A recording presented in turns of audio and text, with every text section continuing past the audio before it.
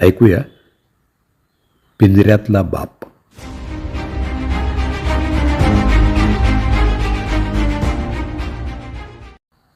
प्रत्येक बापाची थोड्याफार फरकानं घरात साधारण हीच परिस्थिती असते.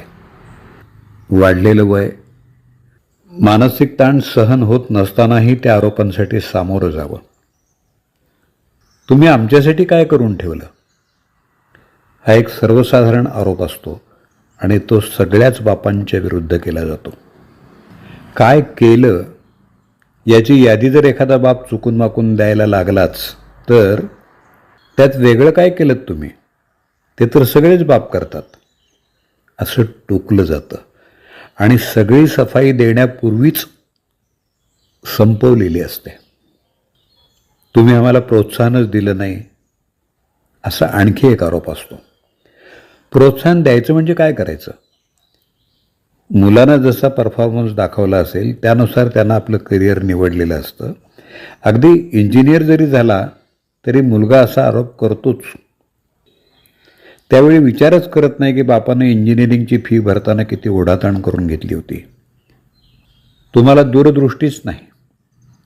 ज्यावेळी घरं स्वस्त होती तेव्हा 4 खोल्या आणि कार पार्किंग असलेला ब्लॉक घ्यायला काय हरकत होती? अशा प्रकारचा आणखी एक आरोप असतो. 3 खोल्या घेताना अधिकचे पैसे भरण्यासाठी बापानं काढलेलं कर्ज फेडण्यासाठी आणखी एक पार्ट टाईम नोकरी केलेली असते, हे मुलगाही विसरतो आणि त्याची आई पण. माझा एक मित्र आहे, वकिली करतो. वकिली ठीक सुरू आहे. त्यानं लग्न केलं त्यावेळी त्याची बायको BComच्या शेवटच्या वर्षाला नापास झाली होती.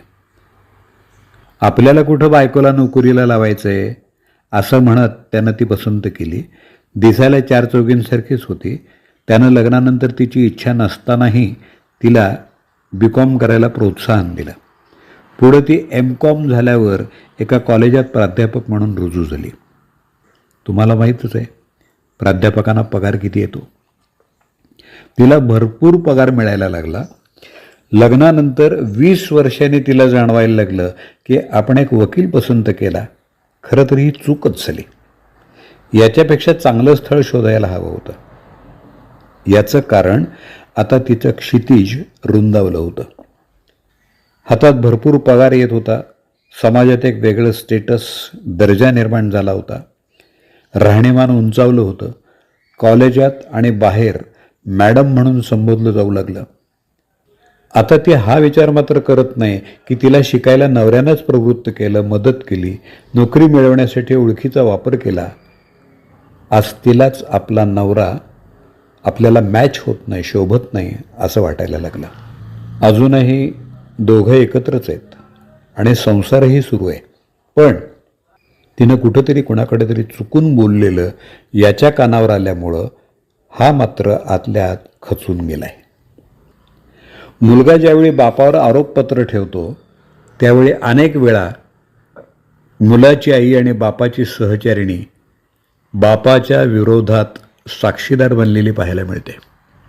तो काय चुकीचं बोलतोय हे एक वाक्य बापाच्या आयुष्यावर नापास किंवा पराभूत असा शिक्का मारायला पुरेसं असतं. तुम्ही हे करायला हवं होतं, ते करायला नको होतं, अशा अनेक गोष्टींचे अध्याय रोजच वाचले जातात. विशेषतः बाप निवृत्त झाल्यावर आणि मुलगा कमवायला लागल्यावर अशा आरोपांची संख्या आणि फ्रिक्वेन्सी वाढतीच असते. अनेकांना समजत नाही की आपण सेवेत असताना एक हुशार, गुणवंत कर्मचारी, प्रामाणिक, कष्टाळू माणूस अशा उपाध्या मिळवलेले, निवृत्तीनंतर खरंच आपण इतके मूर्ख कसे बनलो?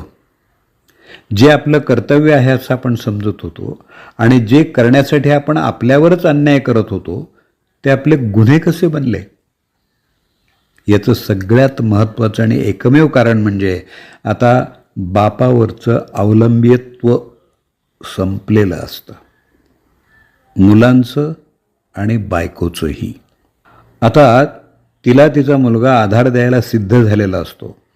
बापाकडे जरी निवृत्ती वेतन असलं, थोडीफार शिल्लक असली तरी जर त्या बाजून कुणाचं अडणार नसेल तर बापाची ही अवस्था ठरलेलीच आहे. आता बापानं आपण चुकीच्या लोकांसाठी, चुकीच्या कारणांसाठी आपलं आयुष्य वापरलंय असा पश्चात्ताप करायचा नाही. हाल सोसताना, कष्ट करताना, त्याग करताना आपल्याला कर्तव्यपूर्तीचा आनंद मिळत होता ना, तो आठवायचा. जगरहाटी अशीच असणार आहे. प्रत्येक बापाला आरोपीच्या पिंजऱ्यात उभं राहायला लागणारच आहे. आता असे आरोप झाले तर लगेच कबुली जबाब द्यायचा आणि पुढचा वाट टाळायचा.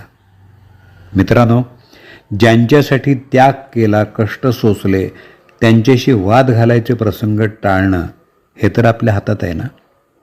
एका त्रयस्थ भूमिकेतून या आरोपांकडे पाहायचं आणि बोध घेत पुढचं आयुष्य आपल्याच धुंदीत सकाळ संध्याकाळ मित्रांबरोबर व्यतीत करायचं. त्यांच्याशी समक्ष तर कधी फोनवर गप्पा गोष्टी करायच्या. छोट्या मोठ्या सहलीचा आनंद लुटायचा प्रयत्न केला पाहिजे. पुस्तकं वाचायची, TV, मोबाईलवर वेळ घालवायचा, आपले छंद जोपासायचे, नातेवाईकांच्या सुखदुःखात सहभागी व्हायचा प्रयत्न करायचा. नोकरीत असताना हे राहून गेलं होतं. हा शहाणपणा आहे. मित्रांनो, शेवटी आपल्या नजरेसमोर दिसेल असं एक वाक्य लिहून ठेवायचं आहे. चलो ये भी दिन जाएंगे, ये तो होना ही था.